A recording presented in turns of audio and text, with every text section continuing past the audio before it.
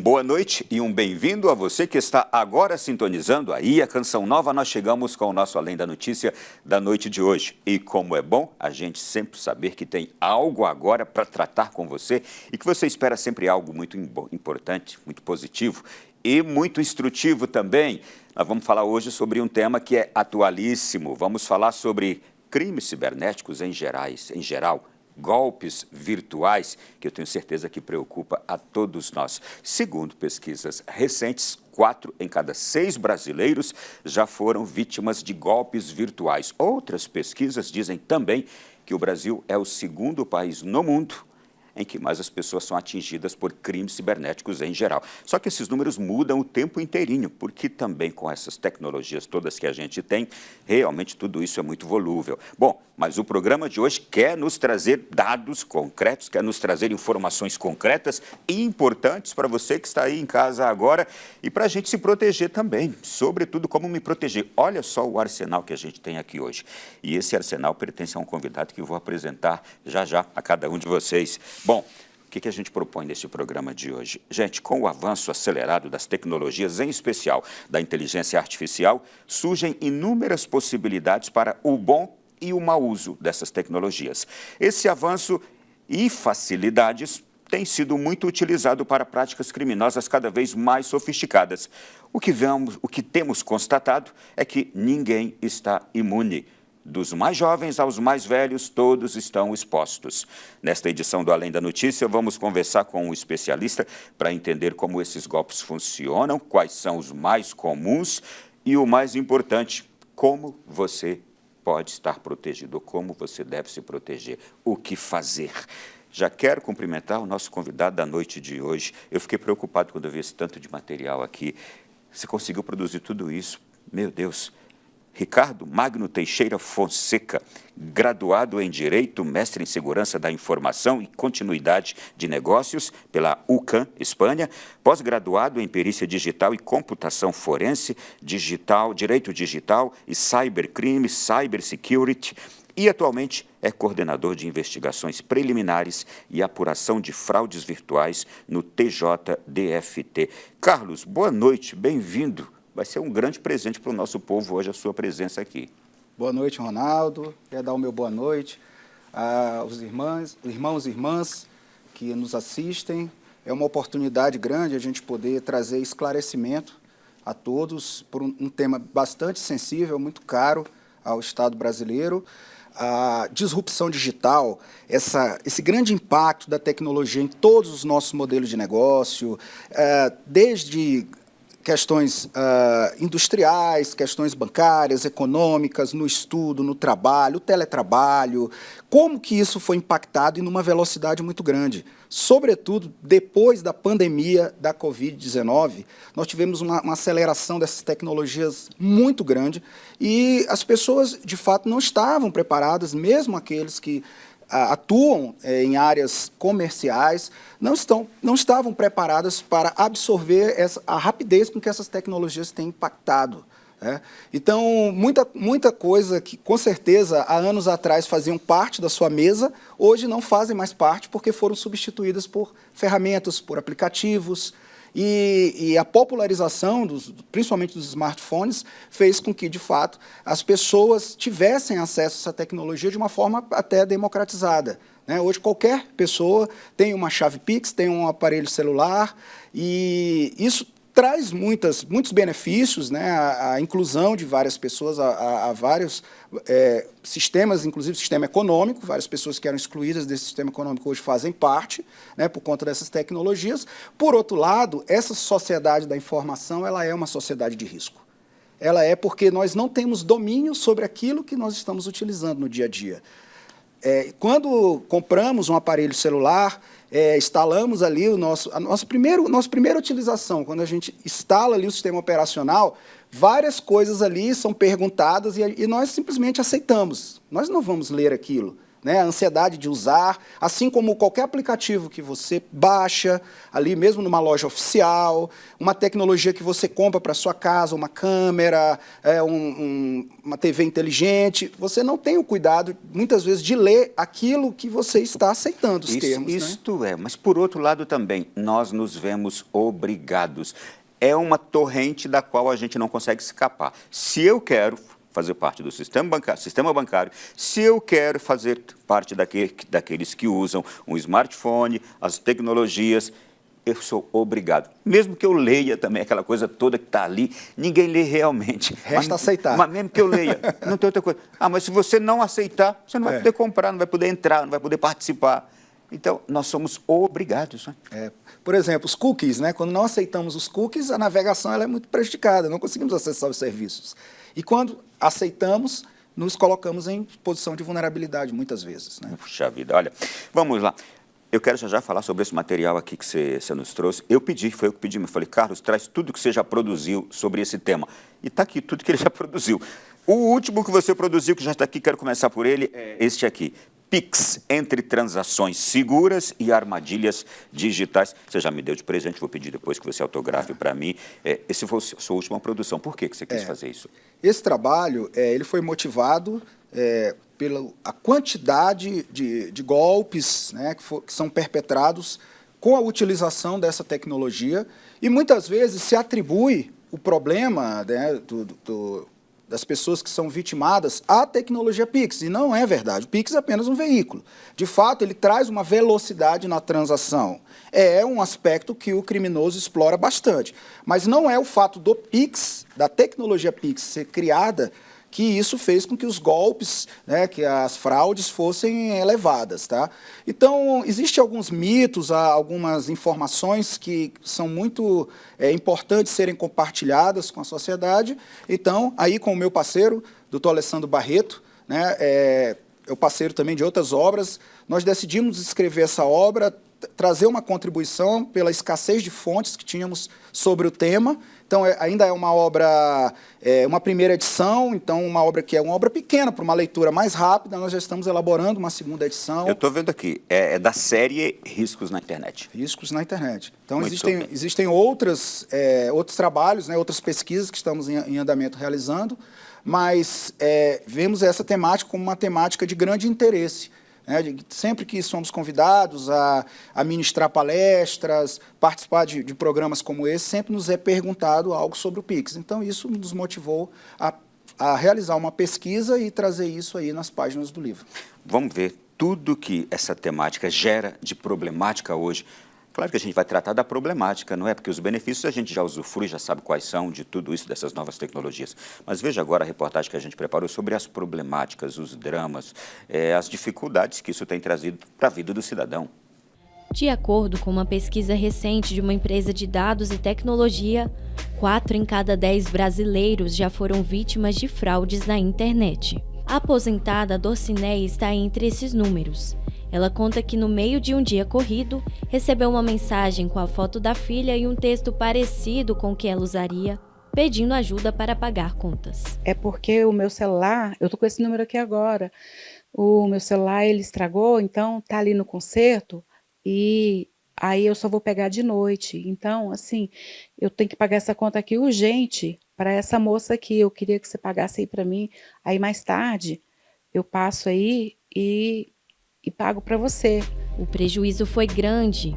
Ao perceber que algo estava errado, ela fez as contas e se surpreendeu com o valor que já havia transferido. Ainda brinquei, falei assim, eita, mas você está devendo muito, né?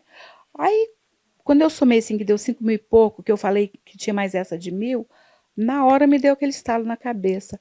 Falei, meu Deus, eu caí num golpe. Essa advogada também foi vítima de um golpe que prometia produtos gratuitos em troca de respostas a uma pesquisa. Ninguém está imune a golpes. Eu mesmo sendo advogada e atuando na defesa de consumidores que caíram em golpes, também fui vítima. É preciso redobrar a atenção para que você não se torne a próxima vítima. Ricardo, depois a gente vê o quanto isso incomoda as pessoas hoje, prejudica as pessoas, a gente pode dizer quais são as modalidades desses crimes, desses golpes hoje na internet? Nossa, Ronaldo, se eu fosse fazer aqui uma catalogação disso aqui, a gente ficaria aqui muitas horas, porque, como falei anteriormente, neste momento, novas modalidades estão sendo criadas. Mas acho que cabe trazer aqui em destaque aquelas mais recorrentes, né, nos últimos anos.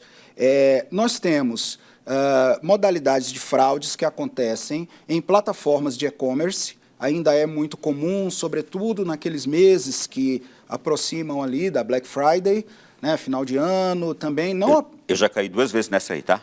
2 golpes já sofri. Nossa. E não apenas neste período, mas também o período que os criminosos verificam que as pessoas estão recebendo ali 13º, parcela de 13º, também costumam ali serem oferecidos produtos, né, com preços geralmente muito baixos. E uma coisa muito interessante, Ronaldo, em relação a isso, é que os crimes que acontecem em plataforma de e-commerce, as pessoas acreditam, né, confiam, porque veem lá em cima, na barrinha de endereço eletrônico, vê um cadeado. E acredita que com aquele cadeado, ele está seguro de que é um site ali que vai de fato, entregar a ele o produto. Mas isso não é verdade. Apenas mais uma armadilha, o cadeadinho. Apenas a tecnologia que está sendo utilizada ali é uma tecnologia de comunicação segura entre o criminoso e você. Porque o próprio criminoso os dados estavam sendo também interceptados por outros criminosos, o criminoso roubando o criminoso. Né? Então, eles passam a valorizar muito, né, os nossos dados, então eles fazem com que essa comunicação nossa seja uma comunicação segura, né, com uma criptografia que garante ali essa segurança, mas que o produto será entregue, isso não é verdade. E existem também algumas situações que algumas plataformas de e-commerce conhecidas, né, tidas como confiáveis, grandes lojas de departamento que migraram para o ambiente cibernético, elas também fazem uma espécie de locação daquele espaço para outros vendedores. E muitas vezes as pessoas compram e não recebem. Por quê? Porque não está comprando daquela loja de departamento, daquela empresa renomada, mas está comprando de um terceiro de um revendedor representante. Que está utilizando aquele espaço e por isso que não dá certo. Nós temos ainda muitas fraudes relacionadas a site de leilão de veículos, isso ainda é muito comum, infelizmente. Algumas pessoas vão procurar veículos e veem veículos com preço bastante baixo e acaba ali fazendo aquela aquisição, enviando Pix e não recebe o veículo. Né? Então, é uma modalidade que acontece muito. A tradicional modalidade chamada de clonagem de WhatsApp, que o WhatsApp não é clonável, né? Que a pessoa coloca a foto de outra pessoa, cria uma conta e, a partir dali, se apresenta como um familiar, como alguém que está com algum problema, precisando de um dinheiro, algo naquele momento, e a pessoa acaba ali, na rapidez ou na vontade de ajudar, confia naquela pessoa e acaba fazendo a transferência, o pagamento, muito comum também, ainda é muito comum. Eu já recebi avisos de dezenas de amigos, clonaram o meu celular, clonaram o meu WhatsApp, então não existe essa clonagem. Não existe a clonagem. E o que é? Como é que se entende isso? Como é que é feito isso? Os criminosos, eles vão buscar, Ronaldo, os nossos dados pessoais naquilo que chama de painéis da internet. Os painéis são dados que os chamados data brokers conseguem, através de invasão de dispositivo de informática, conseguem por vazamentos, conseguem por venda ilícita de dados, de bancos de dados, e por meio dessas informações, eles estruturam verdadeiros serviços na internet que são comprados por valores, algumas vezes módicos, outros um valor até um pouco considerável, porque oferecem serviços que talvez muitas agências de investigação no Brasil não possuem. Eles têm dados, além dos nossos dados pessoais, endereços, têm dados bancários, várias informações sobre qualquer pessoa. Então, inclusive, a pessoa, seus familiares, seus vizinhos. Então, ele sabe que a pessoa é vizinha do Ronaldo, que a pessoa é irmã, irmão. Então, eles têm essa informação. E conseguem a foto através de redes sociais, através daquela exposição que a pessoa ainda faz pela internet, né, que é algo que a gente nunca vai recomendar, Então, por meio disso, eles criam uma nova conta com um número diferente. Então, eles daí vão procurar as vítimas, tentar utilizar ali um enredo convincente, que estão numa situação de dificuldade, muitas vezes estão ali, sofreram um acidente, não tem como fazer o Pix, ou porque estão com alguma conta bloqueada, acesso à internet bloqueado, e aí, então são vários enredos que eles criam para tentar convencer a vítima. Existe também outras modalidades de clonagem do WhatsApp, né, que vale destacar. Existe a clonagem, que é o sequestro de contas, que é quando alguém envia uma mensagem oferecendo ali, algumas vezes um voucher, um ticket, alguma coisa, mas na verdade ele está enviando o link do WhatsApp, né, para reiniciar ali o processo de segurança. Né? Então ele envia ali o link, a pessoa clica e pede um código. E ele dentro da engenharia social, né, que é essa forma com que eles utilizam de manipular a vítima, eles trazem histórias. Eu preciso desse código para validar a sua consulta numa clínica, eu preciso desse código para validar o seu voucher aí de uma campanha que o senhor foi beneficiado. Aí a pessoa, na verdade, dá o PIN, né, oferece o PIN da sua conta. Então, com isso, ele pega a conta real da pessoa. Isso é bastante perigoso, porque as pessoas têm no contato ali aquela... Isso aí tanto pode acontecer no WhatsApp, quanto também, por exemplo, nas contas de redes sociais? Pode, redes sociais, Instagram, Facebook. Eu, geralmente, quando chegam essas coisas desconhecidas, eu nem abro, já deleto, já bloqueio, para nem acessar aquilo ali que eles estão me pedindo ou me propondo. Em redes sociais é mais comum acontecer, geralmente, avisos de problemas de segurança com a conta, e que a pessoa precisa reiniciar a senha, e aí acaba que a pessoa fornece a senha, né? Ela recebe, muitas vezes, por SMS, né, aquilo que a gente chama de phishing, né, pescaria de dados. Então, ela recebe um phishing, que quando é pela modalidade SMS, chama de smishing, né?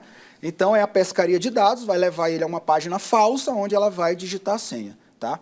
E a terceira modalidade, Ronaldo, essa é extremamente perigosa, que é o SIM swap. O SIM swap é extremamente perigosa, onde há, de fato, a participação de algum funcionário, de uma operadora de telefonia, e há a migração do chip do usuário para um criminoso.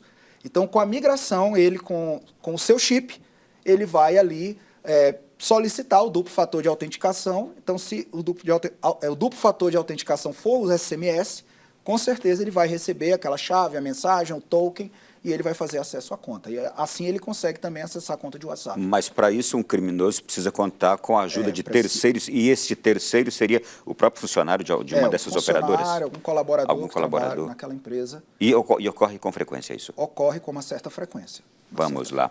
Gente, está aí, olha, essa é a temática de hoje.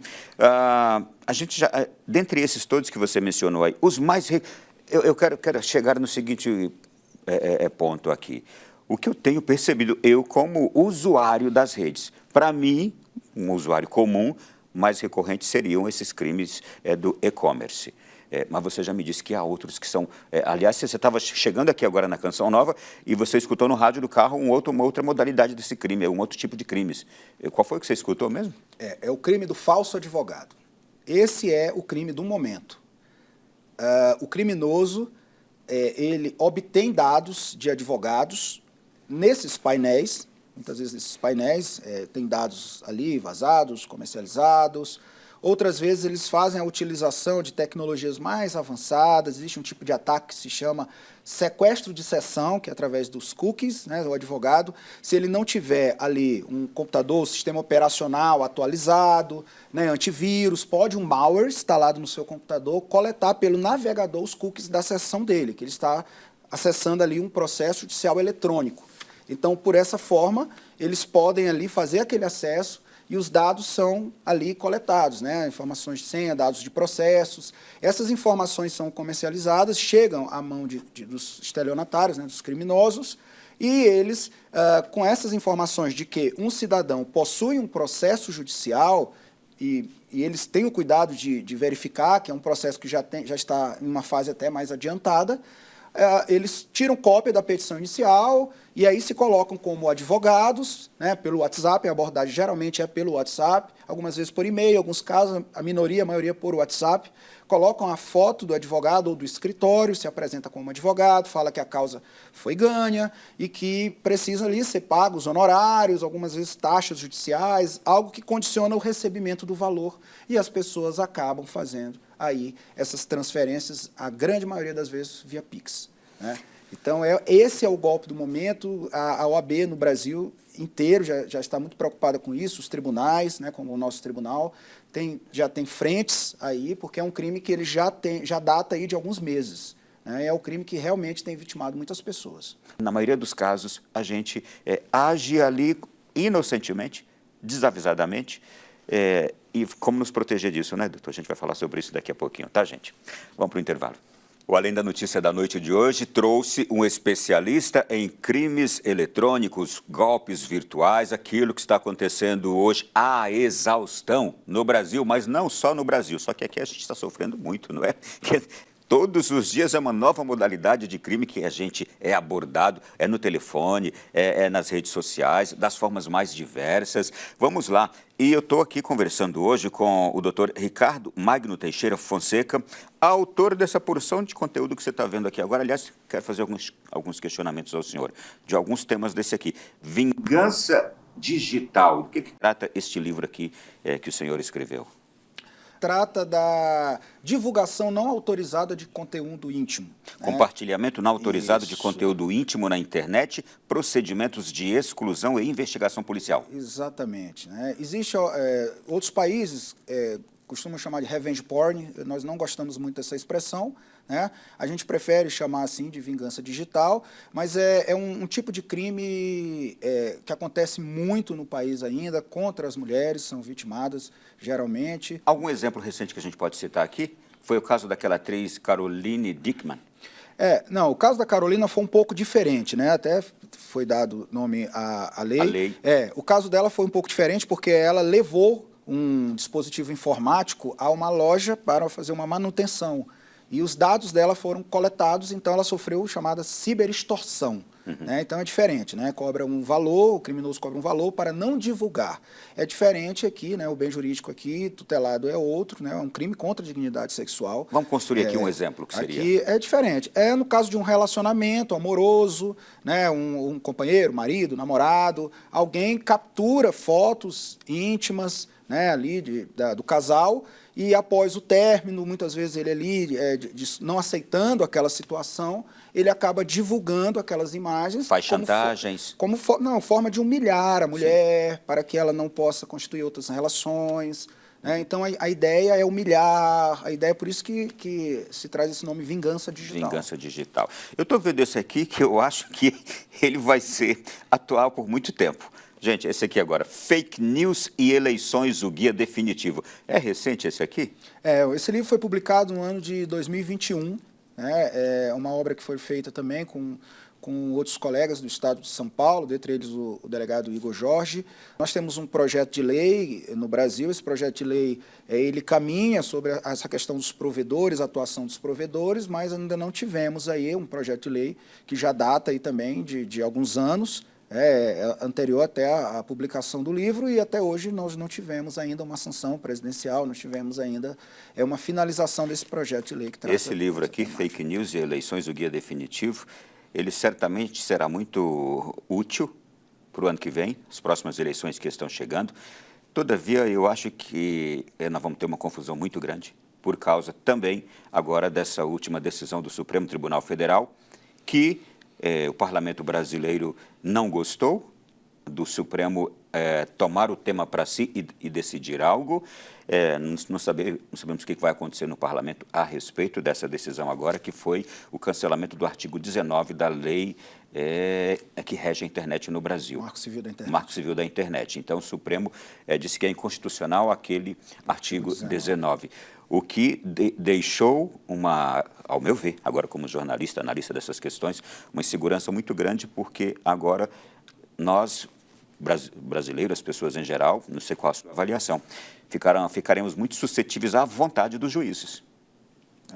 E, sobretudo, no que diz respeito a questões eleitorais, que ano que vem vai ser um ano importantíssimo. O juiz pode dizer o que ele quer, o que ele não quer, o que é legal, o que não é legal, o que é permitido, o que não é permitido. Seguindo aqui, um outro tema também que eu estou vendo aqui, seu. Relatos sobre a investigação de crimes cibernéticos. Esta é uma obra coletiva super importante, traz a compilação do relato de vários investigadores cibernéticos do Brasil. A minha participação como capitulista uma parte que trato aí da chamada modelo ferradura de investigação para crimes financeiros, crimes patrimoniais, crimes bancários, os golpes, como a gente está falando, que é aquela ideia de seguir o caminho do dinheiro, que seria uma ponta, e o caminho das comunicações. Então, trazemos aí uma abordagem teórica e prática para o investigador, de forma com que ele possa ter aí um conhecimento necessário para investigar esse tipo de crimes. Rapidamente, até agora, eu não perguntei uma outra coisa. A quem essas obras são indicadas mais diretamente, que você diria? Bem, as obras, em geral, elas atingem população o público, como um todo. Né? Algumas são mais dirigidas a segmentos de investigadores, Poder Judiciário, Ministério Público, aqueles que são aplicadores da lei, mas são obras que têm um professores alcance... universitários. Professores universitários, pesquisadores. Eu creio, e o setor privado, que nós não podemos tratar dessa temática esquecendo do setor privado. Os provedores de internet, todos são o setor privado, né? Então, o setor privado também se destina muito aí, serviços bancários, né? Essas obras. Tem uma outra obra com participação sua que eu estou vendo aqui também, quero rapidamente mencionar algumas delas aqui. Manual de Educação Digital, Cibercidadania e Prevenção de Crimes Cibernéticos, um guia para jovens, adultos, empresas, instituições e autoridades. Aqui já diz a quem, não é? A obra o título é bastante provocador. Eu escrevo aí um capítulo sobre a educação digital, né, que é fundamental para que nós possamos ser resilientes a esses riscos, a todos esses perigos dessa sociedade da informação. A sociedade da informação é a sociedade de risco, né? Então, a educação digital ela é importante, ela deveria ser oferecida desde a base, né, aos nossos nativos digitais, às nossas crianças hoje, mas acho que numa abordagem muito mais elucidativa a eles a respeito dos riscos e de muitas outras situações que a rede pode trazer para eles, maléficas, né? Benéficas, com certeza, isso aí já é passado a eles já fazem uso disso nas escolas desde os primeiros níveis, mas há muitos riscos, né? Jogos eletrônicos também é uma outra temática, onde temos ali muitas crianças e adolescentes sendo cooptados aí por organizações criminosas através desses meios aí. No seu entendimento, a quem competiria a oferta dessa educação digital? Eu acho que desde todas as camadas, desde base, né, eu acredito que desde os primeiros anos as crianças, como já acontece, né, em outros países, aí essa oferta desse conteúdo desde os primeiros níveis. Eu acho que a criança, até porque a gente já vê crianças aí participando, crianças tendo canais na internet, crianças, hoje muitos pais aí precisando trabalhar, né, colocam os filhos aí com os tablets, né, os celulares, utilizando aplicativos, e muitas vezes aquilo ali coleta informações, coleta a imagem da criança. Então, eu acho que isso deveria começar desde muito cedo. O Brasil recentemente proibiu o uso de aparelhos celulares por estudantes até, se não me engano, 16 anos nas escolas. Todavia, uma coisa não contradiz a outra. A educação para o uso é que é necessária. É isso? Eu acredito que sim. Concordo plenamente. Eu estou com outra obra aqui também, com participação sua, Direito Penal, sob a perspectiva da investigação criminal tecnológica, crimes contra a vida, crimes contra o patrimônio e crimes contra a dignidade sexual. Uma síntese desse aqui. Essa obra, eu participo em 3 capítulos, onde, junto com alguns colegas, tratamos aí de algumas temáticas que trazem aí um desafio para o nosso velho Código Penal, que tem sido emendado aí. Nós não temos leis ruins no Brasil, nós temos até algumas legislações bem avançadas no Brasil. O Código Penal tem sido alterado, há uma sensibilidade, sim, do Congresso. Eu acho que talvez a questão da educação digital, que deveria ser mais fomentada, mas em matéria de repressão, de legislação, né? Então, nós trazemos aí alguns capítulos sobre deepfake, né? A utilização da inteligência artificial para montagem, fazer montagens para crimes sexuais. Nós temos aí também a contribuição da investigação tecnológica em crimes de homicídio, também muito interessante, e também traz um capítulo sobre fraude, trazendo uma crítica ao sistema brasileiro aí de cadastros de terminais de internet. Hoje há um critério muito informal no Brasil. A pessoa vai a uma banca de revista, compra um chip, a uma farmácia, compra um chip e ali ativa com os dados. É lógico que a questão da inclusão das pessoas na internet é facilitada, mas os criminosos veem ali uma oportunidade muito grande de cadastrarem qualquer nome, qualquer documento e assim perpetrarem crimes. Você falou que a gente não tem lei ruim, realmente. Talvez o que a gente constata é a não aplicação das leis que a gente tem ou a não fiscalização também quanto à aplicação das leis. Então, o que falta, na verdade, é isso. E, por outro lado, também a gente percebe uma outra falha grave do nosso Estado brasileiro e das nossas autoridades em geral, legislativo e judiciário. Por exemplo, quando sequer se altera a Constituição em poucos meses no artigo X. Quando sequer se altera uma norma, em poucos meses o Supremo altera, o Congresso pode alterar, e a gente tem um Código Penal que já está necessitando de reformulação há décadas, sobretudo se a gente olha, por exemplo, dois aspectos aqui, aquele que concerne ao motorista embriagado que destrói a vida de 3 pessoas no acidente, com uma velocidade enorme. O sujeito tinha tomado 10 litros de bebida alcoólica, 20 litros, e ele sai da cadeia no dia seguinte, ou melhor, é preso em flagrante por isso, mas sai da cadeia no dia seguinte. Uma coisa vergonhosa, quantas famílias destruídas por causa de uma aplicação de lei que não funciona. Eu poderia citar um outro exemplo aqui também, quando magistrados cometem crimes, a punição deles é serem simplesmente aposentados e vão continuar ganhando o seu salário. Então, são críticas ao código, o sistema brasileiro penal. Mas vamos lá.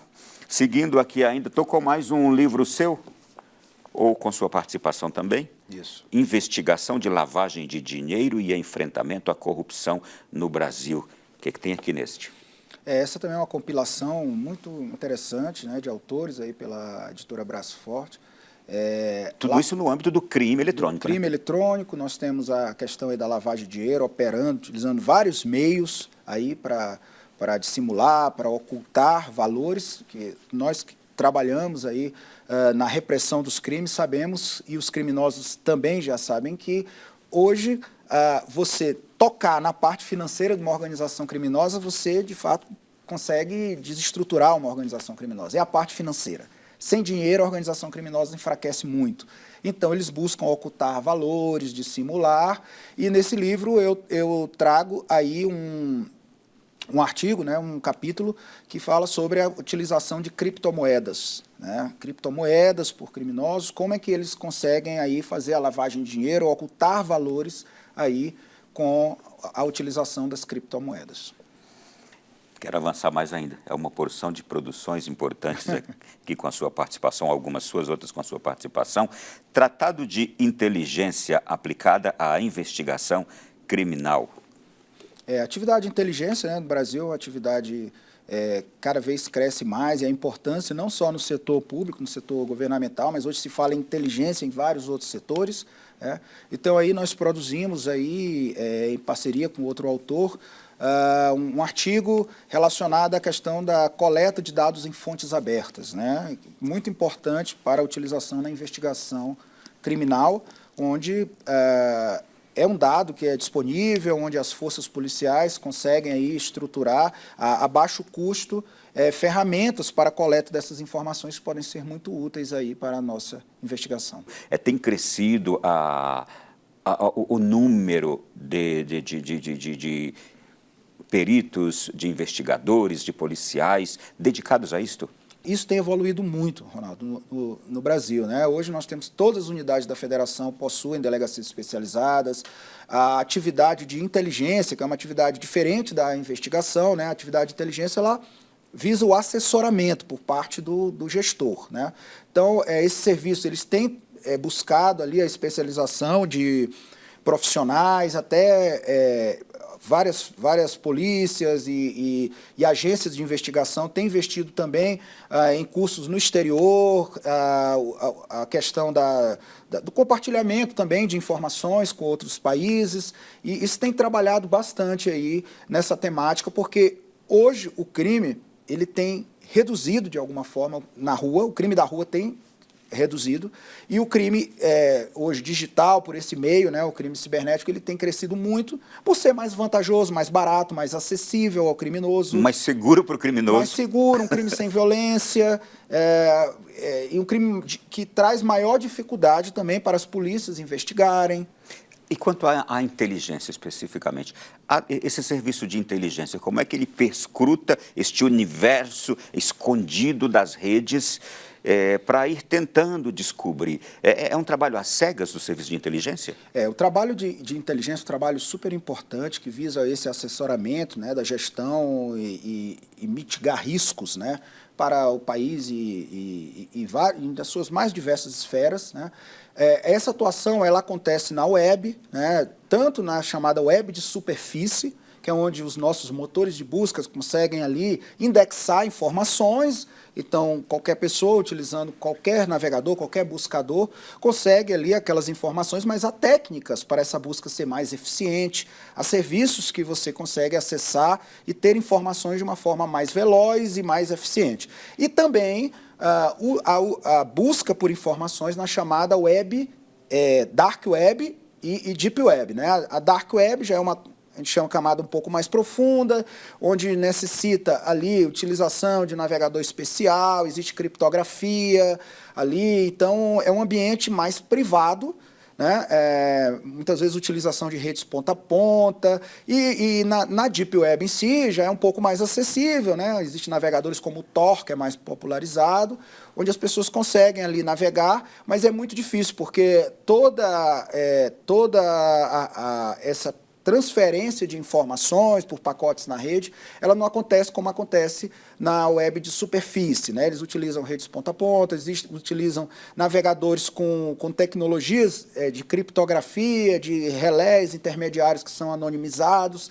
Então, acaba que a inteligência ela precisa ser especializada para atuar também nessa web profunda, né?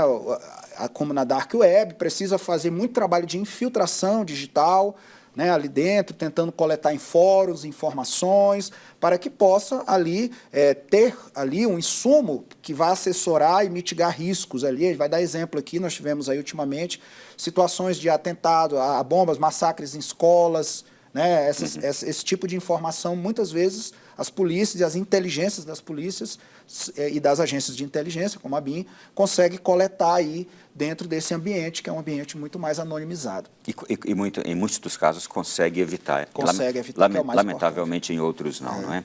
Vamos lá. Eu estou aqui com outro livro também, Crimes Digitais, que é o que nós estamos falando aqui no programa de hoje. Esse foi o penúltimo a ser publicado, também uma coletânea, e aí a gente traz aí um capítulo dedicado a ataques a infraestruturas críticas, que é um outro assunto extremamente Eu nem sei o que é isso, por favor, explique. Então, nós temos infraestruturas críticas no país, hoje cada vez mais as nossas infraestruturas, elas recebem a tecnologia, são comandadas, são gerenciadas, por exemplo, hidrelétricas, todo o nosso sistema bancário, todas as nossas infraestruturas, um canal de televisão, ele tem programas, ele tem ali sistemas que gerenciam várias coisas. Então, esses sistemas estão sendo atacados com o objetivo de interromper, com o objetivo aí, claro, de gerar apagões nos países, fragilizar a nossa defesa. Então, é um tema que vai além de uma segurança nacional, mas um tema de defesa nacional também, que alguns países vem atacando o outro por esse meio, enfraquecendo, né? Países foram aí apagados por ataques cibernéticos. Então, imagine que o Brasil sendo apagado aí uma hidrelétrica, o metrô, né? dos nossos principais serviços, né? Por isso que são infraestruturas críticas, são infraestrutura do país, a sobrevivência do país depende dessas estruturas. Então, elas estão sendo visadas e atacadas, tanto por agentes nacionais, algumas vezes com interesse financeiro, alguns interesses ideológicos, mas também por atacantes de outros países com interesses aí de violar a nossa soberania. Puxa vida, olha, isso aí a gente só vê em filme, tá? Mas é a realidade, é a realidade. Eu digo assim, nós, povo comum, só vê, vocês são da área, conhecem tudo isso aí, mas a gente só vê nos filmes, né? E é real, não é? É real. Real. É real. Ó, esse bloco já foi. Na volta, no próximo bloco, a gente vai entrar em questões muito práticas. Nós vamos falar exatamente desses crimes praticados que nos afetam, como também a gente se proteger e como recorrer depois de afetados, não é? Já, já. Que tema atual que nós estamos abordando aqui hoje, os crimes virtuais, também os crimes eletrônicos em geral, que nós estamos trazendo hoje aqui à mesa de conversa do programa Além da Notícia. Olha, gente, com mais de 263 milhões de celulares em uso no país, muitos brasileiros recebem diariamente chamadas incômodas, não é? Que prometem benefícios ou tentam obter informações sigilosas para aplicar golpes. Outro tipo de golpe comum e cruel é o que envolve o apelo emocional. E agora a gente quer dedicar esse bloco à inteligência artificial. Nós vamos usar esse mesmo tema agora, que inclusive os meninos me disseram que já assistiram o novo filme do Missão Impossível, o Acerto Final. Eles disseram que o filme já começa falando sobre isso, o descrédito que a inteligência artificial está trazendo para a sociedade, provocando na sociedade. Esse é um tema muito desafiador, eu acho que para todos, não apenas para as polícias, as agências de investigação. Eu vou introduzir esse tema tratando de um ponto que é crucial.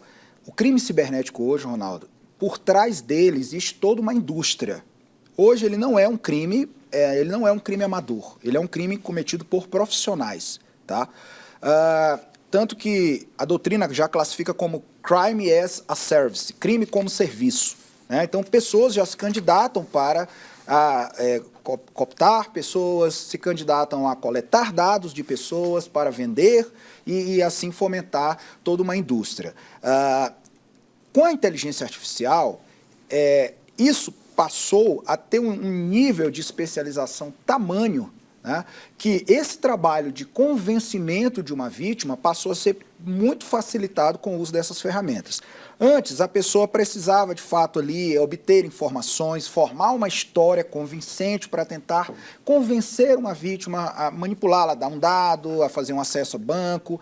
Com a inteligência artificial, isso foi extremamente facilitado. A inteligência artificial, ela consegue criar imagem, consegue manipular documentos, criar documentos em alta escala e com um nível de fidelidade que põe até a perícia digital aí a ser desafiada a muitas vezes verificar se aquilo ali de fato é real ou não. Nós ainda temos condições, ferramentas periciais para identificar isso, mas eu não sei o que será dos próximos anos, porque a velocidade com que isso tem se transformado é muito grande, tá?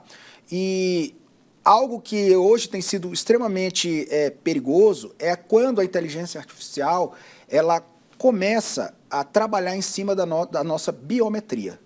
Então, sobretudo a biometria facial, o reconhecimento facial, né? Então, aí ela trouxe um nível de perigo muito grande. Muitas vezes os criminosos fazem chamadas de vídeo para ali estar coletando a sua biometria para a realização de crimes, para abrir contas, acessar contas bancárias, outros serviços, transpassar aí fatores de autenticação.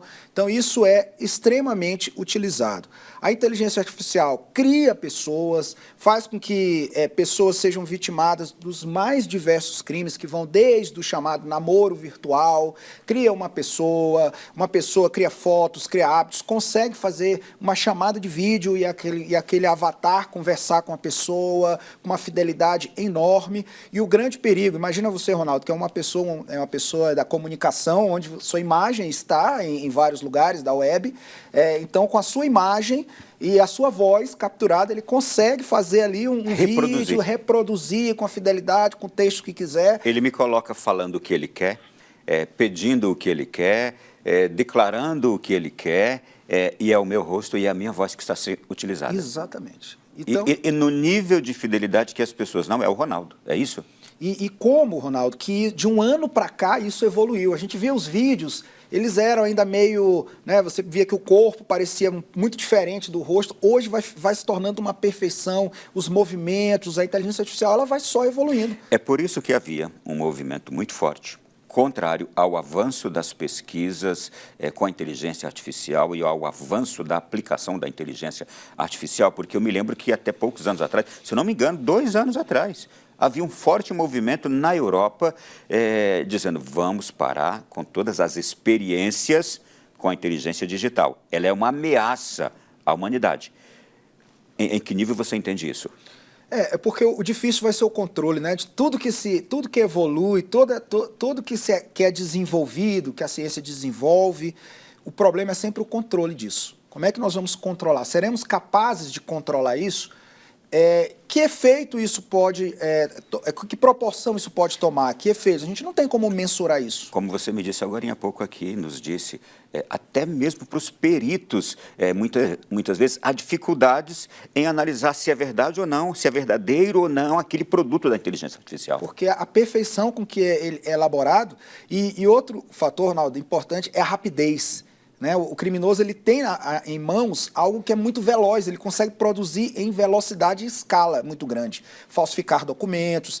E os crimes que acontecem, por exemplo, as fraudes, os golpes, onde há uma mensagem de texto, ou envia-se um documento, por exemplo, do Poder Judiciário, você via ali a escrita, muitos erros de português, você via a diferença das fontes. Com a inteligência artificial, eles produzem documentos perfeitíssimos. Perfeitos, utilizam linguagem natural, processamento de linguagem natural, então vem a forma de escrever, é incrível, que realmente, isso é o que nós temos hoje. Imagina o que nós vamos ter nos próximos anos. Nos próximos meses. Nos próximos meses, né?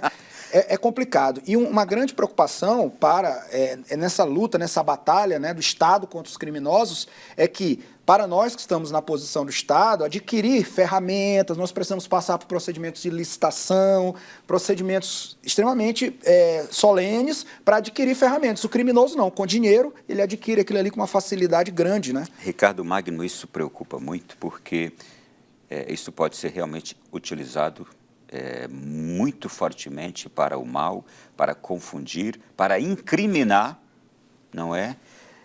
Inocentes, inclusive. A gente imagina em investigações criminais se produzir algo extremamente fidedigno de uma pessoa falando algo que ela não falou, dizendo algo que ela não disse, se confessando algo. Imagine só no âmbito de investigação criminal o que isso não pode gerar. Assusta isso, não ter como controlar até onde vai a inteligência artificial. Por outro lado, eu estava pensando aqui também, ela é um instrumento tão rico, tão forte, e nós hoje, numa sociedade em que a gente percebe que os valores éticos e morais, eles facilmente são reduzidos. Você imagina o quanto as pessoas não podem, elas mesmas, se tornarem criminosas, ou com caráter muito baixo, utilizando a inteligência artificial para se promover, para construir algo que não lhe é próprio, que ela por si só não está fazendo aquilo, ela está apenas usando um recurso. Eu digo em produção artística, eu digo em produções diversas, a gente já vê isso, inclusive, no ambiente escolar, já vê isso no ambiente profissional, pessoas que usam o recurso da inteligência artificial, não foram elas que produziram, que fizeram. É um universo muito vasto, né? Mas é importante também, por outro lado, colocarmos que essas ferramentas de inteligência artificial, elas também são utilizadas também pelas polícias, pelas agências de investigação a seu favor também. Porque dentro de uma escala cada vez crescente, né, exponencialmente, né, é muito dado para ser analisado. Então, nós temos terabytes de dados, né, nesses crimes, quando há apreensão de um smartphone, extrações. Então, a polícia utiliza muito a inteligência artificial também para fazer busca, indexação de dados, e também algumas polícias já utilizam muito em cidades inteligentes, né? Cidade de Chicago, por exemplo, Nova York, para a detecção de comportamentos, né? As cidades inteligentes hoje são bastante vigiladas por câmeras, os analíticos ali conseguem detectar possíveis comportamentos criminosos que devem acontecer ali, e as polícias são avisadas. Então, a inteligência artificial também tem o seu benefício para a segurança também. O criminoso hoje não precisa nem ser mais inteligente. Não precisa. Se ele souber souber perguntar para a inteligência ter uma noção, desenvolve para ele. E esse é o perigo, ele facilita a entrada de criminosos para essa modalidade. Isso é que é algo bastante preocupante. Ele facilita a construção de um criminoso. De um serviço, de ferramentas, antes ele criar um site, desenvolver um site. O que eu quero dizer é o seguinte: se o sujeito ele pensasse, se antigamente ele pensava 10 vezes em ser um criminoso, hoje com a inteligência artificial ele basta pensar uma vez, ele já consegue se tornar um criminoso. E com investimento baixo. Sim. Investimento baixo. Esse é que é o problema. Vamos lá. A gente viu recentemente, e tem visto bastante, cardeais, padres no Brasil bastante conhecidos, Marcelo Rossi, Frei Gilson, fazendo apelos emocionais às pessoas em prol de uma criança que está com uma doença grave, incurável, de uma família, de uma pessoa deficiente.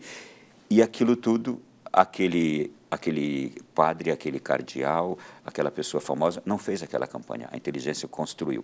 O que eu quero perguntar é como a gente se precaver disto, o que fazer.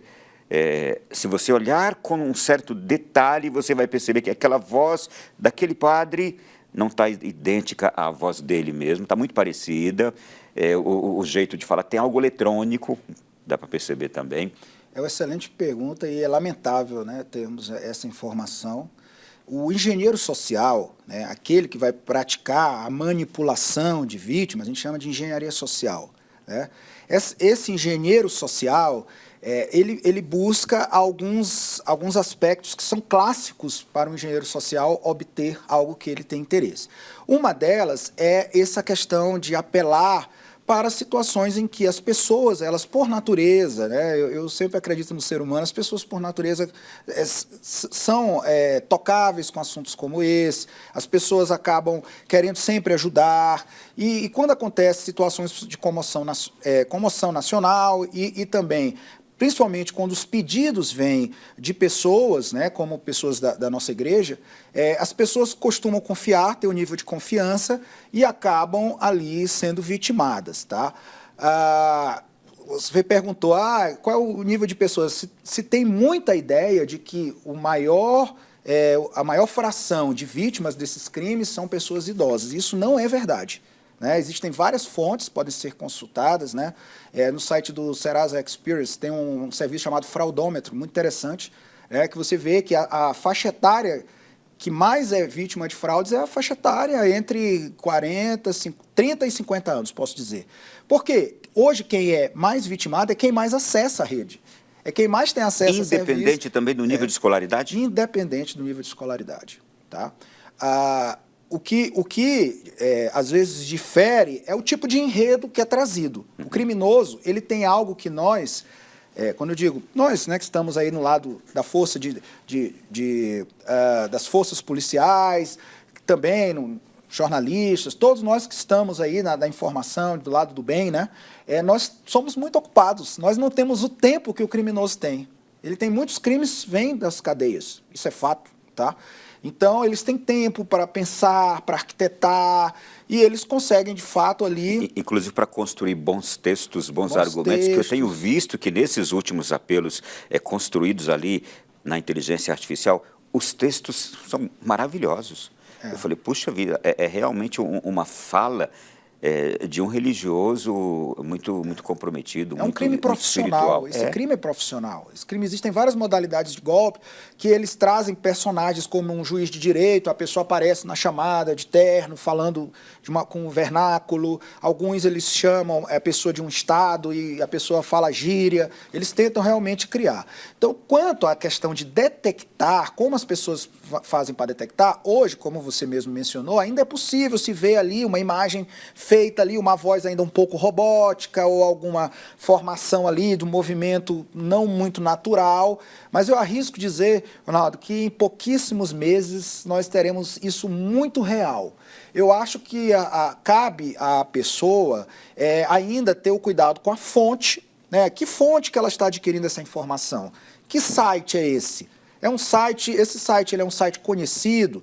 A própria internet ela tem o seu próprio termômetro de sites. Existem serviços como Reclame Aqui, existem alguns serviços que nós conseguimos ter um termômetro. Vamos lá, se for no caso do e-commerce, em vez de você comprar naquela...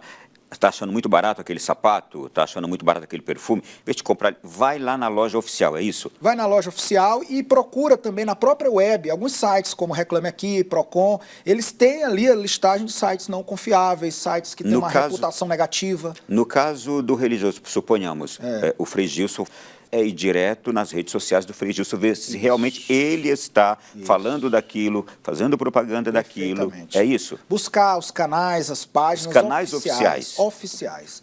Padre Marcelo Rossi, cardeal tal, bispo tal, padre tal. Pessoa vai direto no canal oficial daquela pessoa. Daquela pessoa, assim como o WhatsApp também. Há um número diferente, se o número é diferente, você não deve ali continuar uma conversa com a pessoa, abrir a câmera, passar dados, tampouco realizar pagamentos, doações. Então, realmente tem que se ter muito cuidado com quem está falando com você. Ainda se utiliza, mesmo a gente falando aqui de crime digital, crime cibernético, mas ainda se utiliza muito o telefone, chamadas telefônicas, onde as pessoas se identificam como central de banco, ou como no caso religiosos, que trabalham, se é assessoria do padre, ou sou secretário de uma paróquia. Então, muito cuidado com a origem desses números. Que número é esse? Esse número é um número que eu conheço. Mas é claro que os criminosos hoje eles utilizam também ferramentas para fazer o que a gente chama de spoofing de número telefônico. Eles conseguem fazer a alteração do número telefônico, e-mails. Então, Ronaldo, assim, a detecção ela realmente é muito difícil. A gente eliminar o problema é muito difícil. O que a gente pode tentar é mitigar esse problema, né? Buscar fontes confiáveis, buscar telefones que são conhecidos. E quando a pessoa começa ali a conversar, a trazer, em algum momento ela vai deixar uma ponta solta. Em algum momento você vai conseguir saber se ela realmente é a secretária da igreja, quem que você conhece. Eu diria o seguinte: em vez de nos tornarmos descuidados, desconfiados. E esse desconfiado ligou o seu banco tal, está falando você está trazendo algumas informações, mas está te pedindo outras, está querendo saber algo. Faça o contrário, ligue você naquele número lá do seu banco que está atrás do seu cartão, naquele número do seu banco que você já... Ligue você e pergunte. Penso que a pessoa tem em mente que qualquer tipo de serviço, bancário, empresa de telefonia, nunca... É uma medida de segurança para qualquer setor. Nunca ela vai te pedir uma senha ali pelo telefone, uma senha por uma mensagem de SMS. Então, nunca fornecer uma senha em qualquer meio que te for solicitado. Ah, mas eu preciso dessa senha para que você possa acessar um serviço tal ou fazer uma reclamação. Então, você agradece e vai presencialmente lá na agência, ainda temos as agências, né? Você pode ir na agência bancária presencial, é muito melhor, vá na secretaria da sua paróquia, pessoalmente, porque, infelizmente, é muito difícil a gente confiar nesses meios. Olha, a gente vai dar uma paradinha aqui. No último bloco, vamos falar mais ainda sobre isso, medidas preventivas, como proceder diante de tudo isso, e também quando você caiu, o que fazer. Eu caí já 2 vezes, consegui ressarcimentos, porque imediatamente desconfiei e busquei logo a ajuda. Mas vamos lá, o que fazer, tá? E já a gente volta conversando com o nosso convidado da noite de hoje, nesse tema que é importantíssimo, os golpes virtuais. De volta aqui no Além da Notícia da noite de hoje, golpes virtuais. Vamos tocar em coisas bem concretas aqui agora com o nosso convidado. E o convidado da noite de hoje aqui em nosso programa é o Ricardo Magno Teixeira, que é graduado em Direito, mestre em Segurança da Informação e Continuidade de Negócios. Já falei, é perito aqui em pós-graduado em perícia digital, computação forense, direito digital, direito cibernético. E a gente já abordou tantas coisas, mas agora eu quero entrar em questões bem práticas. Você me deu esse livro aqui, PIX, Entre Transações Seguras e Armadilhas Digitais. Quais são hoje os principais golpes, fraudes, utilizando o PIX? Por favor, Ricardo.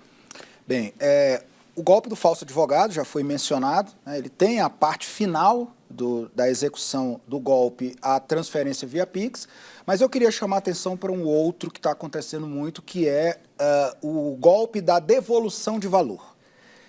A pessoa se surpreende quando aparece uma transferência PIX para a sua conta, do nada. Né, valores aí de 50, 100, 120 reais, 200 reais. Essa cifra, uma cifra que varia aí entre 50 e 500 reais. Geralmente esse é o principal modus operandi. E quando cai na sua conta, pouco tempo depois vem uma ligação telefônica pedindo que você devolva o valor, que a pessoa fez aquela transferência por engano. O que acontece ali? Qual é a dinâmica do golpe? O criminoso, algumas vezes, ele faz um agendamento e ele manda um comprovante de um agendamento de um PIX. E a pessoa acredita que o valor está na sua conta. Então, quando ela faz a devolução, ele cancela o agendamento. Então, ele acaba ficando com os valores depositados pela vítima. Né? Mas está escrito lá, se ele manda... o agendamento está escrito aparece. Agendamento, né? Só Então, que, a atenção é com a palavrinha agendamento lá no canto. Mas o comprovante que ele manda, ele altera. Ele altera a palavra? Altera o Não comprovante. aparece o termo agendamento. Ele envia um comprovante sem a palavra agendamento. Então, o melhor de tudo nesse caso é entrar na sua conta primeiro. E verificar. Verifica se entrou mesmo aquele dinheiro. Se entrou mesmo ou se aquilo ali é um agendamento. Um outro que é mais perigoso é o depósito efetivo do valor, né, a transferência, né, efetiva do valor para a conta da vítima. E aí, o que acontece? A pessoa liga e pede para fazer a devolução. Aí, o que acontece? Quando a pessoa faz a devolução, o criminoso utiliza um sistema que o Banco Central disponibiliza, que é o MED, que é um sistema de devolução eletrônica, é um pedido de devolução eletrônica, né? Então, o criminoso faz uso desse mecanismo para conseguir o valor de volta. Então, ele acaba recebendo o valor da vítima e ainda o valor que ele tinha depositado, ele consegue via devolução por esse mecanismo do Banco Central. Tá? Esse aí é bastante perigoso. Então, a forma que a vítima deve agir, caso acredito que esteja acontecendo, ela vai no seu extrato da conta corrente e lá ela vai ver transferência ou pagamento via PIX. Ela clica naquela operação e na parte inferior, geralmente os aplicativos mostram isso na parte inferior, ele dá a opção de devolver o PIX. Essa é a opção que a vítima precisa clicar, né, se utilizar, para que o valor seja devolvido para a origem. E não ela fazer uma nova transferência, um novo pagamento. Porque se ela faz essa devolução pelo extrato, né, os colegas que estão aí na rede bancária, né, têm nos orientado dessa forma, que oriente a vítima assim, que ela faça a devolução na própria transação, ela clica na transação e lá embaixo aparece devolver. Geralmente os aplicativos trazem devolver total ou parcial, né?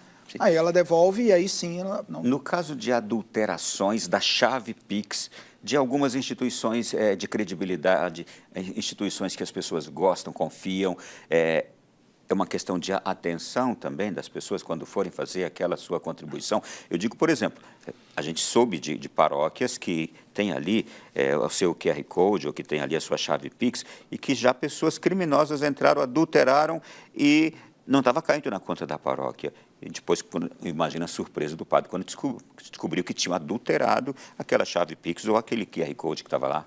Interessante essa visão, porque a questão do PIX, ele não tem como chave apenas telefone, CPF e e-mail, que são elementos ali visualmente, ali para a vítima, mais facilmente detectáveis, mais o QR Code, né?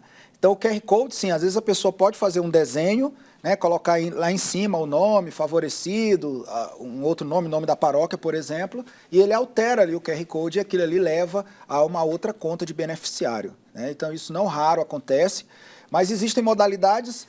Eu até pediria que os padres não coloquem só um papelzinho, mas façam algo realmente bem sofisticado, com um acrílico, alguma coisa que aquilo vai evitar que alguém chegue e substitua o papelzinho que foi colado no banco, né? E um aviso que também. verifique na confirmação da transação o beneficiário. Perfeito. Isso eu acho que é uma medida importante, tá? Mas nós temos situações um pouco agravadas em que as pessoas conseguem, por engenharia social, alterar, somente bancos privados, eles conseguem alterar o beneficiário de uma chave Pix. Então, mantém-se, por exemplo, o CNPJ de uma paróquia, mas o beneficiário é outro. Eles conseguem, porque a chave ela pode ser migrada de uma pessoa para outra, né? Então, não raro isso tem acontecido. Já foi uma má conduta também lá naquela instituição. Exatamente. Então, e quanto a isso, então, para uma medida preventiva de alguém, é sempre consultar lá? Consultar lá, cadastrar fatores de autenticação. Sim. Né? Ter cuidado com fatores de autenticação como SMS, que não é muito seguro. Por exemplo, uma instituição como a Canção Nova, ela mesma tem que estar sempre lá, indo junto ao banco, verificando se está tudo certo. É isso, né? Exatamente. E aqueles agentes que respondem também pela instituição e que, porventura, é algum canal de entrada, também têm fatores de autenticação confiáveis, como, por exemplo, aplicativos de autenticação, né, os nossos authenticators. Sim. Eles são mais seguros, geram chaves randômicas do que o SMS, né, porque eu já falei aqui do SimSwap e outras situações aí de vulnerabilidade. A gente está falando aqui agora de assuntos bem mais voltados para a área religiosa também, e estou aqui apenas recordando que o Ricardo, ele é mestre, ministro extraordinário da Sagrada Comunhão, é do Terço dos Homens, ainda do Ministério de Música da sua paróquia, e mais ainda... E a catequese. E catequista também, puxa vida. E vamos lá. Seguindo aqui nosso programa. Parabéns, hein? Parabéns e obrigado por esse bem que faz também na sua paróquia. Estamos aqui unicamente para servir. Ricardo, e como as pessoas podem evitar cair em golpes de maneira geral? A gente agora vai entrar aqui em questões de prevenção. Eu caí em 2 golpes, mas eu desconfiei num caso e 5 minutos depois eu falei, eu vou verificar isso aqui. E fiquei extremamente desconfiado. Aí eu liguei no banco e disse assim, olha, eu estou desconfiado de que caí num golpe, eu comprei uma coisa que eu acho que não está certo. Eu entrei, verifiquei. Depois que eu fui lá também, naquele não reclame aqui, eu descobri uma porção de reclamações daquela empresa. Liguei no banco, a moça disse, ainda bem que o senhor ligou agora, a gente está em tempo ainda de recorrer e conseguir o estorno desse dinheiro, dessa conta aqui. E aí eu consegui realmente, resolvi. Mas quais outras medidas assim também, quando a gente cai? E aí você tocou num ponto, até a pessoa cair em si, ela perceber que ela foi vítima de um golpe, antes, quando nós tínhamos as transferências, os depósitos, nós conseguíamos ir até uma instituição bancária e, às vezes, bloquear aquela transferência. Com o Pix, isso ficou imediato, isso ficou em segundos, né? E aí o dano começa a acontecer, tá? A prevenção desse tipo de crime, de fraude, eu costumo sempre dizer, o crime cibernético, o crime virtual, eletrônico, como queira chamar, né, ele é um crime informacional, ele é um crime de informação. Então, a principal forma de você se prevenir, a principal forma que os investigadores trabalham é com a informação. Então, as pessoas devem buscar informação. Tá? A informação ela está aí nas rádios, televisão, programas como esse, que esclarecem a sociedade. Nós temos também aí publicação em blogs e nós temos muita informação diária sobre golpes recorrentes que vem acontecendo. Então, as pessoas têm que buscar informação. Tá? Buscar informação é fundamental. Agora, caso a barreira da informação tenha sido vencida, a pessoa acabou ali por uma questão da dinâmica, nós não temos, às vezes, tempo de ler direito, acaba que a gente aperta, clica, curiosidade ou pressa. O impulso também, a gente viu aquilo, poxa, tem que aproveitar, tem que comprar logo. Tem que comprar logo. Foi vítima? Aí nós temos situações e situações.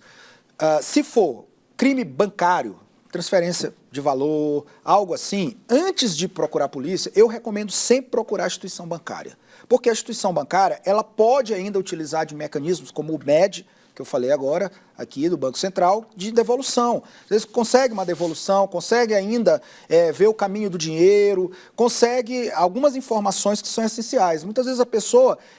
A primeira reação, Ronaldo, de uma vítima de crime cibernético, quando ela foi enganada, é a vergonha. mais do que a indignação, é a vergonha. Então ela fica com vergonha de procurar o banco, de procurar, às vezes até conversar, compartilhar com um familiar, de procurar a delegacia, porque ela acha que a pessoa vai dizer, pô, mas você é muito burro, como é que você caiu nisso? Você é muito, né? Como é que você pôde cair numa coisa como essa? Essa né? vergonha eu perdi, tá? Eu sou Pois sem vergonha para isso aí, tá? Não pode ter vergonha, Ronaldo. A pessoa tem que buscar informação o mais rápido possível, né? Tem aquele golpe que ainda acontece do sequestro de pessoas. Olha, estou aqui com seu sobrinho, com seu filho, né? Então procure ligar para alguém, procure o golpe do motoboy, aquele da troca de cartão que ainda acontece muito, as pessoas, né? Às vezes a pessoa vai lá, desce as escadas da casa para trocar o cartão e aí os familiares perguntam, você está indo aonde? Não, eu estou indo resolver um problema. A pessoa não quer contar para as pessoas ali o que está acontecendo. E ela assume sozinha o problema e acaba sendo vitimada. Então, informação é extremamente importante nesse meio, tá? E eu sempre digo, configuração também é algo importante. Quando eu falo configuração, eu quero dizer que tenha aí sempre um computador com seu sistema operacional atualizado, um antivírus pago, se possível. Se você costuma fazer compras, tenha a última versão do seu sistema operacional de celular atualizado. Isso é fundamental, porque essas explorações de vulnerabilidade podem fazer com que vírus sejam instalados nos seus dispositivos informáticos e eles conseguem obter informações que vão ajudar eles a levar você aí a acessar sites falsos, a fazer compras aí em sites que são chamados sites maliciosos. Existe um perfil psicológico ou comportamental mais suscetível a golpes que usam temas que as pessoas, que os criminosos escolhem para atingir ou não? Eu não arriscaria dizer isso. Até porque, em todos os anos que trabalho com isso, mais de uma década, já vi todo tipo de pessoa, de perfil, sendo vitimada. Mas eu posso dizer que as pessoas que têm uma tendência à exposição, elas com certeza representam uma estatística maior do que as que não se expõem. Porque a gente está falando de inteligência artificial, de rosto, de vozes. Essas informações, quando disponíveis na web, facilmente captáveis, elas serão utilizadas para esse tipo de crime. Então, quanto mais a pessoa se expõe, maior será o risco dela ter seus dados captados e utilizados para o crime. E aí nós já entramos, então, na questão dos cuidados, das prevenções em geral, que é essa de menos exposição pessoal. Menos exposição, eu sempre vou recomendar. Hoje, com a utilização, né, uma das especializações que tem é fontes abertas. Então, assim, hoje, por fontes abertas, eu garanto, Ronaldo, que eu sei quem é uma pessoa, onde ela esteve, até onde ela está, possivelmente, com quem ela é casado, filhos. Você consegue informações, muita coisa sobre as pessoas. Isto é, fontes abertas que você fala, é a pessoa que posta tudo sobre si, sobre sua vida particular, sua vida doméstica, é isso? A fontes abertas é aquela que é acessível a qualquer pessoa. Então, qualquer pessoa consegue acessar essas informações com um pouquinho de habilidade e na própria web existem muitos tutoriais que ensinam a pessoa a levantar essas informações. Então, quanto menos se expõe dados pessoais, dados das nossas crianças e adolescentes, né? Muito cuidado com a exposição de dados das nossas crianças. Então, isso aí é fundamental para que a gente possa mitigar esse risco.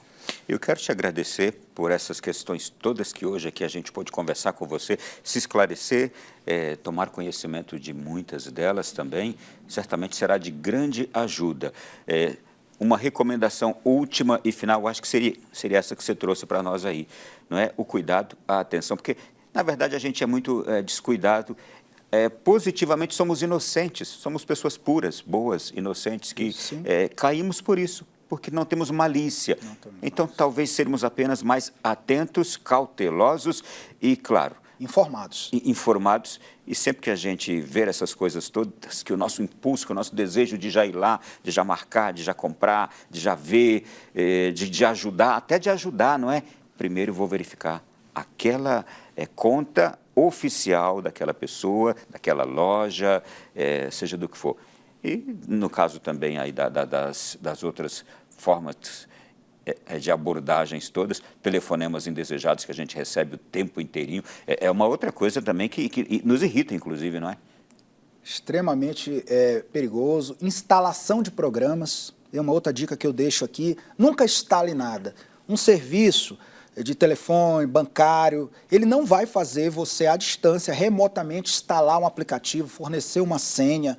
Nunca ele vai te pedir isso. Desconfie se ele pedir para fornecer uma senha, instale um programa, compartilhe sua tela, compartilhe o seu computador comigo. E isso não é uma boa prática, não é uma prática ética e nenhuma instituição vai se utilizar disso. Então, se isso for solicitado, pode ter certeza que ali está progredindo ali uma tentativa de um golpe. No que diz respeito, portanto, aqui é palavra final, no que diz respeito à abordagem por telefone, aplicativos, computador, não faça aquilo que estão lhe pedindo. É isso. Desconfie. Desconfie sempre e vá fazer uma investigaçãozinha antes, consultar alguém mais entendido. Pronto? Perfeito. Obrigado, foi um prazer tê-lo aqui. Eu que agradeço, Ronaldo, a oportunidade de poder trazer esclarecimentos, né? De nada adianta estudarmos, termos a experiência, a gente não poder contribuir com a sociedade, compartilhar e fazer com que as pessoas tenham um bom uso da tecnologia e que a tecnologia não seja algo temida por nós, né? E vamos rezar para essa questão da inteligência artificial, porque ela assusta, né? É assustador. Ela é tão boa, mas ela também é tão preocupante. As duas coisas juntas. Mas ainda acredito no homem. É isso. Aliás, é isso. O homem é que é o diferencial. Exato. Se o homem é bom, então aquela máquina, aquela tecnologia vai ser bem usada. Se o homem não é um homem bom, de coração bom, de caráter, de reta intenção, aí está o mal. A inteligência artificial pode produzir tudo, menos o amor. Isso ela não vai conseguir nunca. Aí. Valeu. Olha, e a você que esteve conosco também, o nosso muito obrigado. Espero que tenha valido a pena. E eu posso até responder em seu lugar. Valeu, não é? Deus abençoe a todos. Até semana que vem, no novo Além da Notícia.